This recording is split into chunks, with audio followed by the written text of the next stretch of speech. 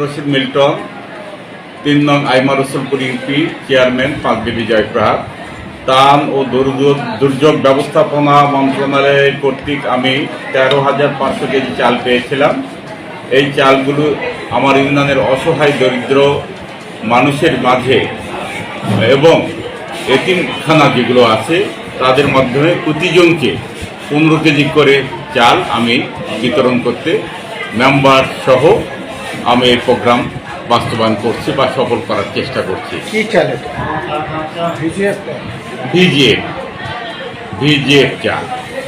VGF বলেন।